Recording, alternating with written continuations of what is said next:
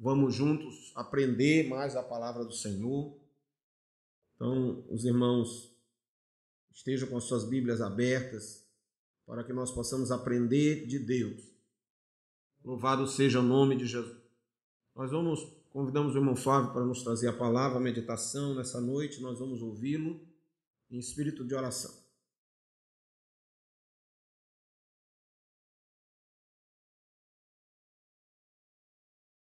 Paz do Senhor, irmãos.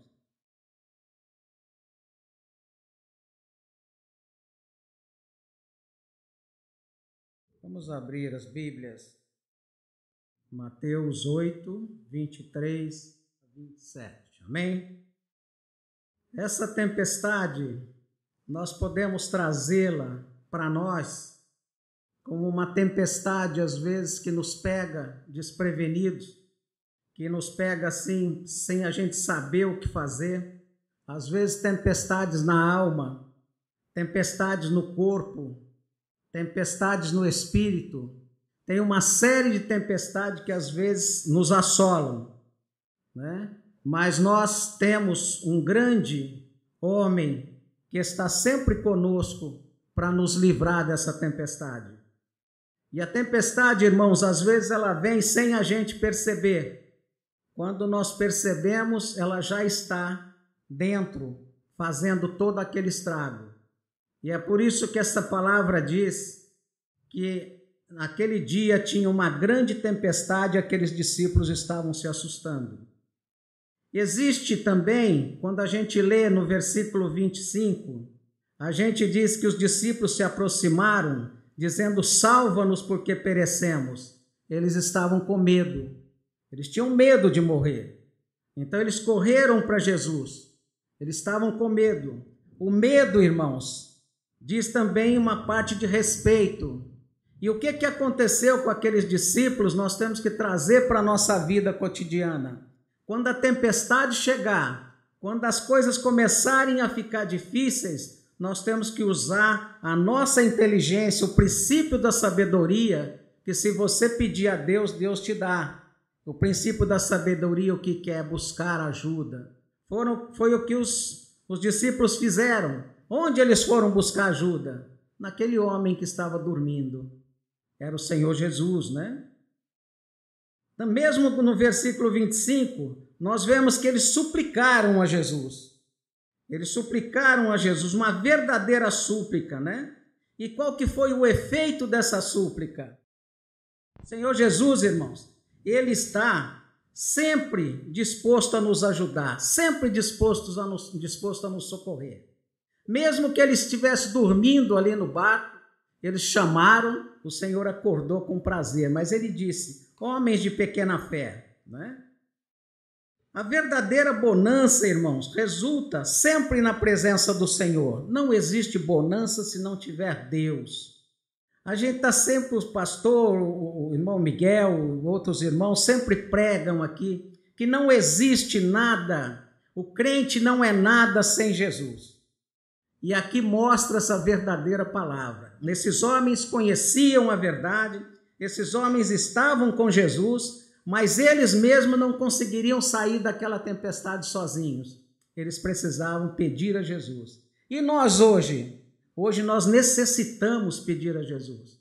Muitas vezes essa tempestade, gente, ela vem com uma força tão grande que se a gente não tomar cuidado, ela leva a gente. Como aconteceu aí esses dias com aquele acidente, ela vai levando mesmo e vai destruindo tudo. E ela destrói as famílias, destrói pessoas são jogadas nas drogas. Mas eu quero que você saiba o seguinte: o Senhor Jesus está contigo. Onde quer que você esteja, tudo que você pedir para Jesus, usando o nome do Senhor Jesus, você pode ter certeza que vem a cura, que vem o milagre, que ele vai chegar. Ele pode não chegar naquela horinha que você pediu, que muitas vezes nós queremos isso, mas ele vem na hora própria de Deus, na hora própria de Jesus.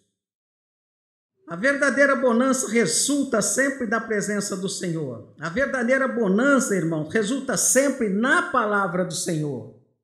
Por isso que a Bíblia, nós temos que ler a Bíblia, nós temos que carregar essa Bíblia.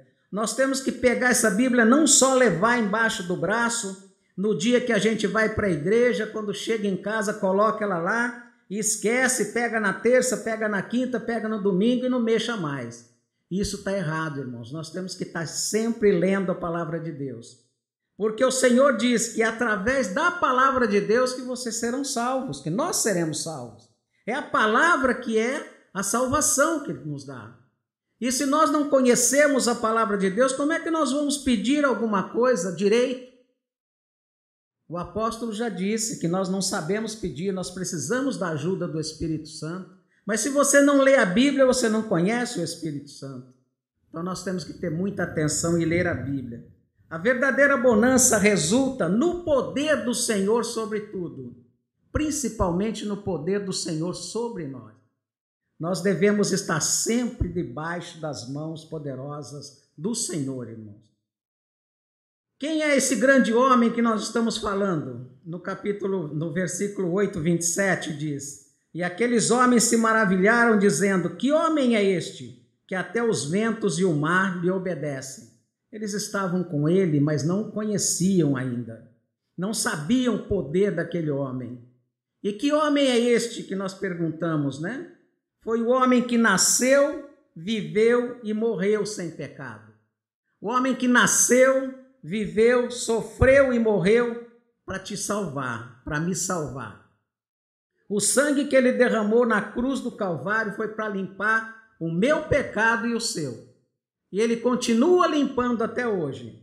Esse sangue poderoso do Senhor Jesus, onde ele toca, ele limpa, ele purifica e ele destrói as hostes malignas.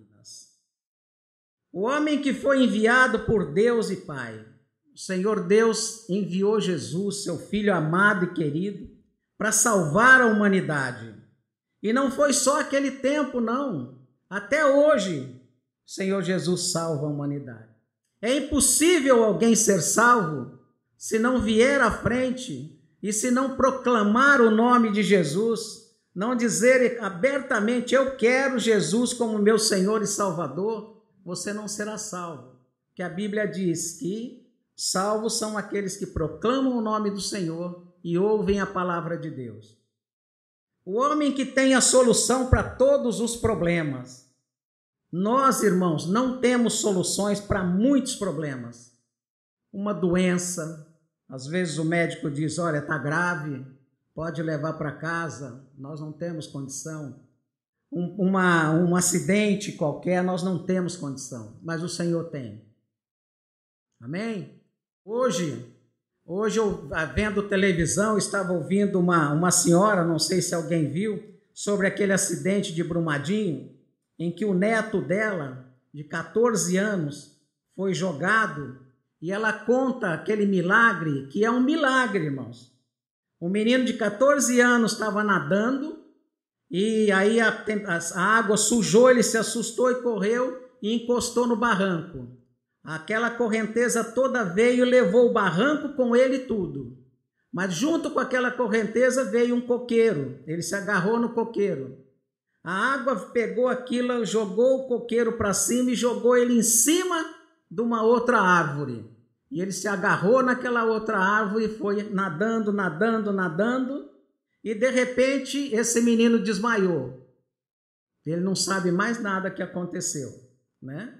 E aí a avó dele hoje estava dizendo: o meu filho foi Deus que salvou, o meu neto, porque ele só quebrou uma parte da bacia, né? E engoliu um pouco de lama, mas já saiu da UTI. Esse é o nosso Deus, esse é o Deus que nós servimos.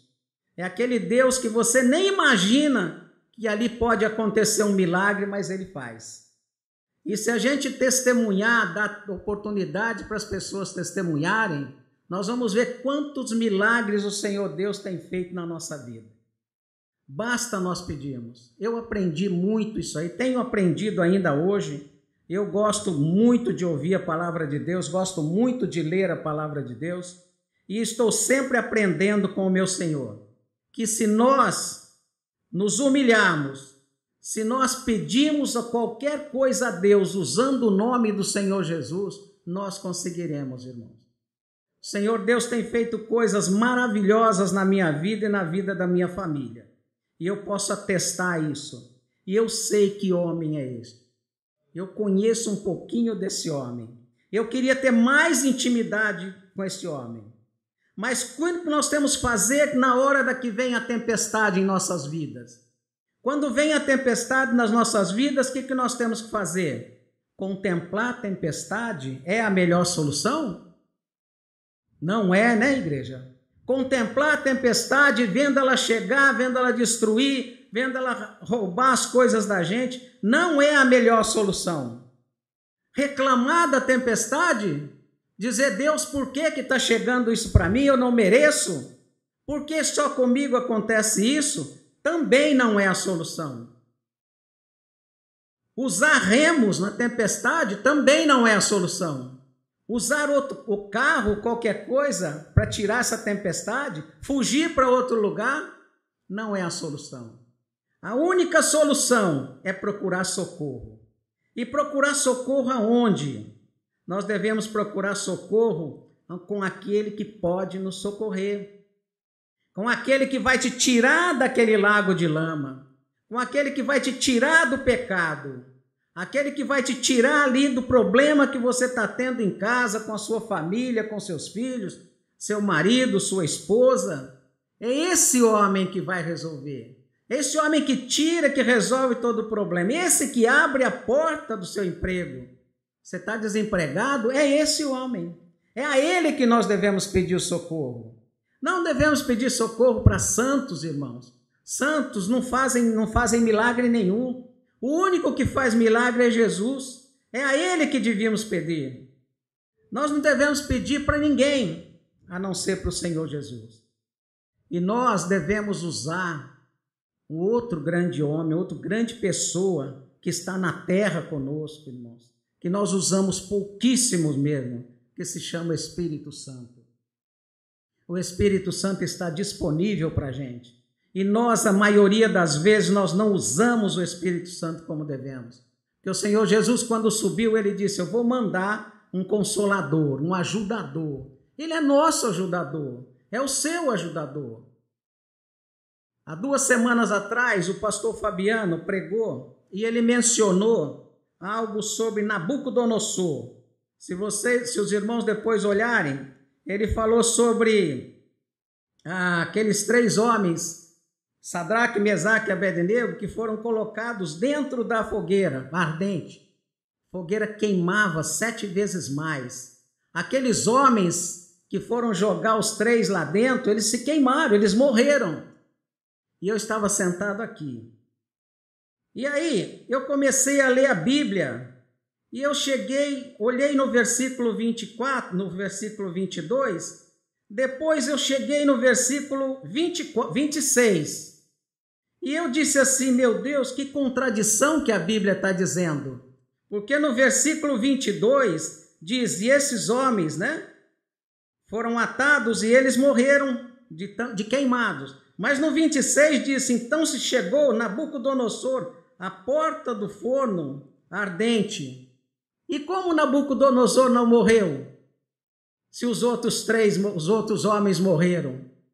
Irmãos, imediatamente o Espírito Santo me disse assim, os 3 homens morreram para mostrar a Nabucodonosor o poder, para mostrar que a fornalha estava quente demais, por isso aqueles homens morreram.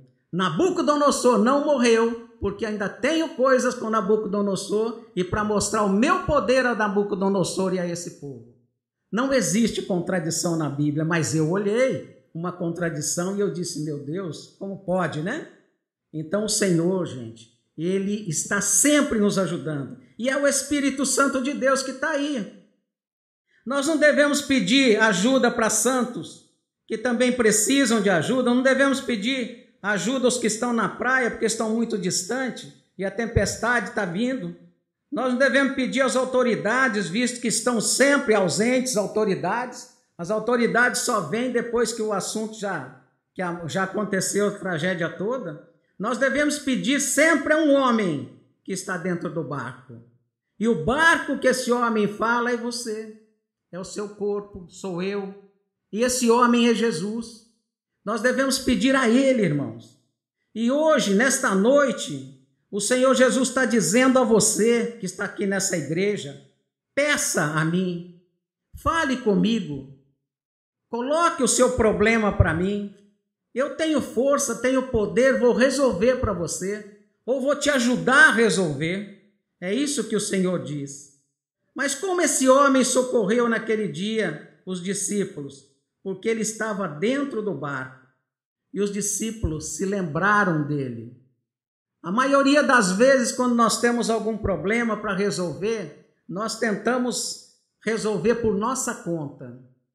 A grande parte deles. Nós só procuramos a Deus, procuramos a Jesus, quando nós percebemos que acabou as nossas forças, acabou os meios, aí nós vamos atrás dele.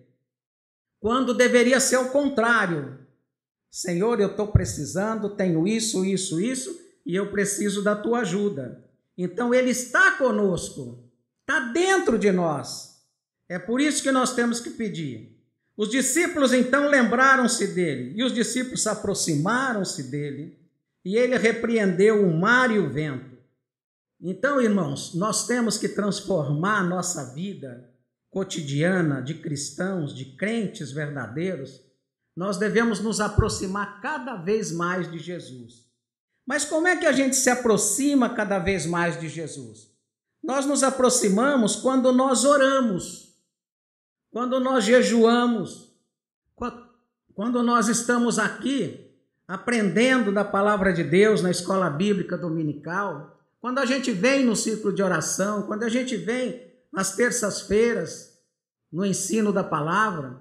Então, assim que nós nos aproximamos cada vez mais de Deus. E quanto mais nós oramos, quanto mais nós pedimos, quanto mais nós clamamos a Ele, mais Ele se aproxima de nós.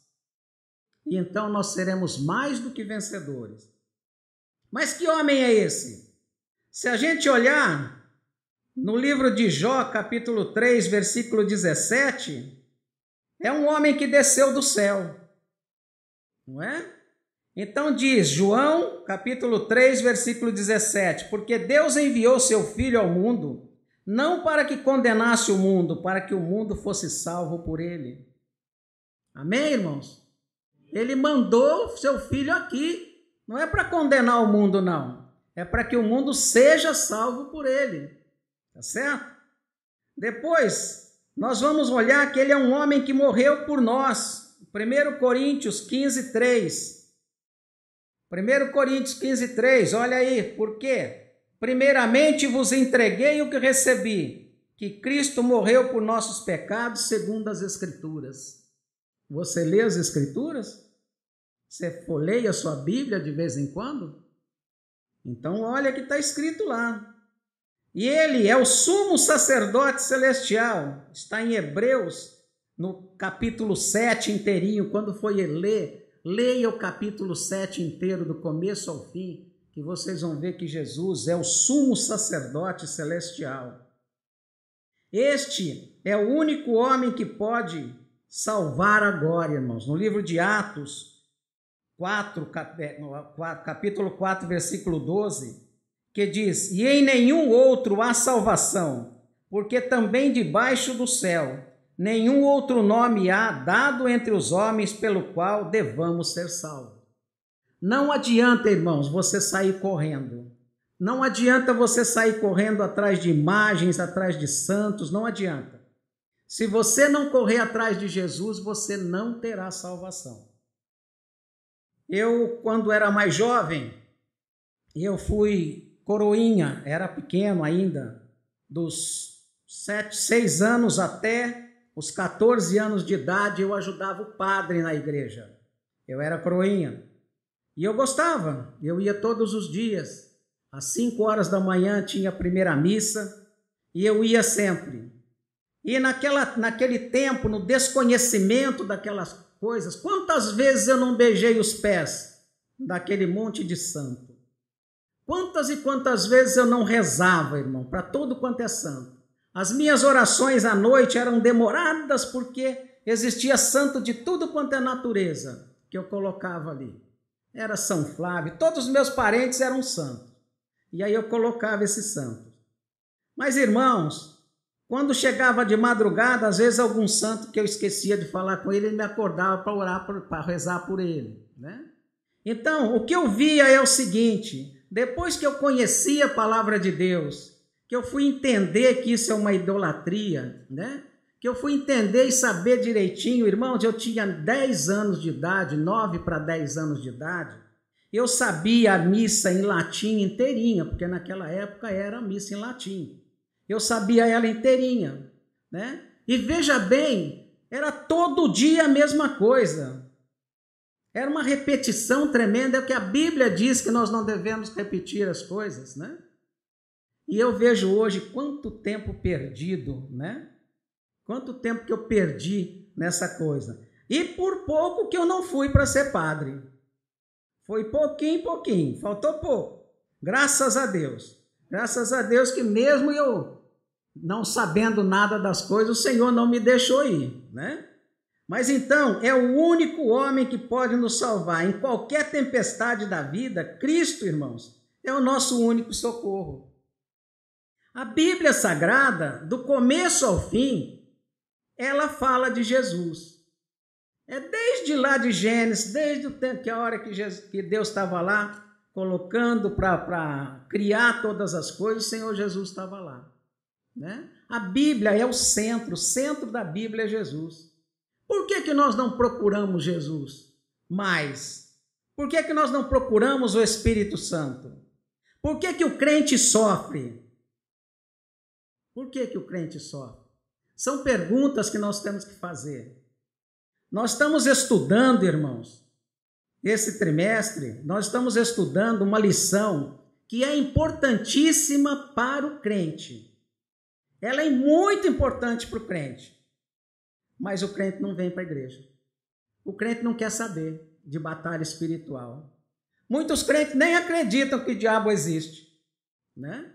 E por isso que muitos crentes sofrem. Muitos crentes estão aí sofrendo na vida, sofrendo todo quanto é problema, tudo quanto é mal. Por quê? Porque desconhece isso. Porque não vem para a igreja. Se você não vier para a igreja onde o pastor está ensinando sobre aquilo ali, você não tem armas para se defender do maligno. E o diabo é poderoso, irmão. Então muita gente acredita, não, o diabo já está vencido. Eu sei, o Senhor Jesus já venceu. Mas ele está no mundo. E se você não tomar cuidado, ele entra na tua casa. Ele entra no teu corpo. Ele entra na tua família. Ele destrói completamente. E o diabo, irmãos, não gosta de pessoas que não são crentes. O diabo gosta do crente. Ele tem prazer no crente. Ele não tem prazer em outro. O outro já é dele. O que ele vai fazer? Mas você que está aqui, hoje ouvindo a palavra de Deus, hoje orando aqui, é em você que o diabo está de olho. E é por isso, irmãos, que a Bíblia Sagrada é a nossa arma poderosa. Nós temos armas poderosas, que é a Bíblia, que é a palavra de Deus, que é a oração, que é o jejum, né? Que nós devemos sempre estar fazendo. O jejum é uma coisa interessante, irmãos. Houve uma proposta do pastor Fabiano de a gente jejuar, né? Não, ele não fez essa proposta para nós passarmos fome, não, né? O jejum é a coisa mais gostosa do mundo. E eu tenho feito esse jejum sempre. Eu tenho feito 2 vezes por semana esse jejum. E é uma coisa muito gostosa. Quando o jejum entra juntamente com a oração, juntamente com o louvor, você sente outra coisa. E Deus tem operado na minha vida. Deus tem operado grandemente na minha vida a partir do momento que eu comecei a fazer todas essas 3 coisas. Jejum, oração e dedicação da palavra de Deus. Às vezes muita gente diz, eu não tenho tempo para ler a palavra de Deus. Mas tem tempo para assistir novela, tem tempo para assistir jogo, tem tempo para pegar uma revista, levar a revista no banheiro, né? Se o tempo que você tem para ir ao banheiro é só aquele, leva a Bíblia lá para dentro. Peça perdão para o Espírito Santo, perdão para Deus. Fala, Senhor, esse é o único tempo. Leia a Bíblia, irmãos. Vamos conhecer mais a palavra de Deus, vamos vir aqui Nós temos tido pregações aqui lindas, maravilhosas, e pregações que têm mexido com a gente. O círculo de oração tem feito grandes coisas aqui. E nós temos, está acontecendo coisas maravilhosas na nossa vida, na vida desta igreja, que está saindo do quê? Saindo daqui dessa igreja, porque essa igreja ora, essa igreja prega a palavra de Deus. Nós não pregamos coisas que não estão na Bíblia, irmãos, está aqui. Tudo que a gente prega está aqui. Nós temos que fazer igual os bereanos faziam, o povo de Bereia. Quando Paulo pregava, eles estavam lá folheando para ver se estava certo o que Paulo pregava. Então nós temos que fazer isso. A nossa igreja vai crescer muito. Nossa igreja vai crescer bastante mesmo. Nós já estamos programando a construção da nova. Vai ser o início da construção logo. E conforme o pastor Fabiano disse, aquele não é um sonho dele. Ele é um sonho de Deus para nós. Um sonho de Deus para ele, para a irmã Cristina e para nós também. Nós estamos já dentro desse sonho. E nós vamos para lá, vamos ali para cima. E vai ser uma igreja grande, irmãos. Linda e maravilhosa. E eu espero que Deus me dê vida e saúde, para que eu possa participar de muitos cultos lá. Isso eu peço, né? Para que Deus me dê vida e saúde, que eu quero ver isso. Eu desejo ver esse sonho realizado. E quem estiver tramando contra esse sonho vai cair por terra. Porque esse sonho não é dele. Esse sonho é de Deus. Esse sonho é do homem que estava no barco. Esse sonho é do homem que está junto dele, junto da Cristina, junto com os filhos dele.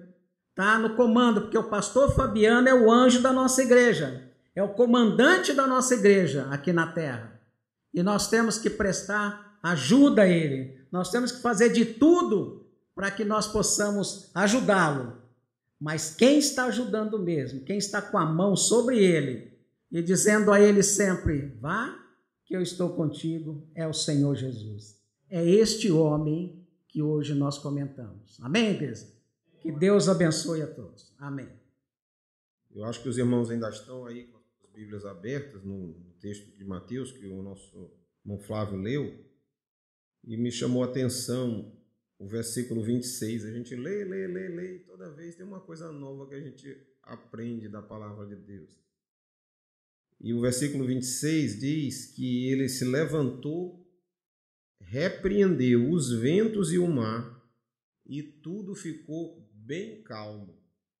Talvez na tradução dos irmãos diga assim, e houve grande bonança, e há uma grande calma. E eu louvo a Deus porque o Senhor, ele traz paz ao nosso coração. Ele foi conhecido desde antes de nascer como príncipe da paz. E esse acalmar da tempestade, esse episódio que aconteceu aqui, de Jesus acalmar a tempestade, na verdade, é até um cumprimento do que a palavra de Deus diz. Porque se você abrir a Bíblia no Salmo 65, no versículo 7, vai lá, o salmista Davi já dizia a respeito do Senhor, tu acalmas o rugido dos mares, o ruído das grandes ondas e o tumulto dos povos. O Senhor acalma. E aí nós vemos que, de fato, uma das coisas que mais amedronta e deixa o homem apavorado e admirado é a força do mar. Quem olhou com detalhes as imagens que vieram daquele tsunami que atingiu o Japão, você olha aquele mar invadindo aquelas cidades japonesas, levando as casas eram carregadas inteiras, carros, caminhões, navios enormes foram lançados do continente. Você olha aquelas cenas e fica pensando o quanto pequeno nós somos diante de uma coisa tão brutal, tão violenta, tão agressiva como é aquela força do mar. E segundo eu vi reportagem recente, há uma previsão de um novo incidente desse dentro dos próximos 30 anos, que mira, né, os estudos do pessoal que estuda a geologia do Japão, está aguardando já um evento semelhante para atingir uma das grandes cidades do Japão, inclusive a capital. E já há esse receio, porque o mar traz essa impressão que traz pavor às pessoas. E a Bíblia compara o mar e a agitação e esse episódio com as coisas que perturbam a vida da gente, com as coisas que nos tiram a paz. Você vê que no céu, quando João tem a visão no Apocalipse, o céu ele vê muita coisa, ele vê rio, ele vê uma árvore, que é a árvore da vida, ele vê um santuário onde Deus está e onde está a arca do Senhor, ele vê milhares e milhares de anjos. Ele olha o chão do céu como um mar de vidro. Ele olha tudo aquilo, mas você vê que na visão de João ele não olha o mar. O mar de água, não há no céu um mar. Ele até frisa isso no texto dizendo, e o mar já não existe. Porque o mar é um símbolo de tribulação, de perturbação, mas eu quero dizer a você, com base na palavra que nós lemos, que Jesus é maior do que o mar. E se há um mar que nos perturba, que nos amedronta, que nos assusta, que nos quer prejudicar, ele é maior do que o mar. Salmo 65:7, ele acalma o rugido do mar, ele acalma o ruído das ondas e acalma o tumulto dos povos. Ou seja, o Senhor nosso Deus é especialista em trazer paz para a nossa vida. Mas é preciso crer, porque os discípulos, como vimos no texto, foram reprovados porque foram medrosos, apavorados, receberam uma repreensão. Quando o Senhor disse, por que vocês são tão medrosos, ainda não têm fé? O grego dessa palavra ele não diz ausência de fé, mas fala de uma fé insuficiente. O grego aí dessa palavra que nós lemos em Mateus, precisamente no versículo 26, quando ele diz, homens de pequena fé, os irmãos vão, a palavra falta de fé ou ausência de fé, no grego é apistos, e aqui Jesus usa o termo oligopistos, ou seja, uma fé insuficiente. Quando nós temos uma fé insuficiente, nós nos amedrontamos, nos desesperamos e fugimos. Mas se há uma fé verdadeira, o Senhor nos preserva em paz. O que a Bíblia diz, tu conservarás em paz aquele cuja mente está firme em ti, porque ele confia em ti. Se nós cremos, o Senhor manifesta em nossa vida a paz, que excede todo o entendimento. E se a perturbação está lhe ameaçando, rugindo, gritando contra você, faça o que Paulo ensinou em Filipenses 4. Quem lembra?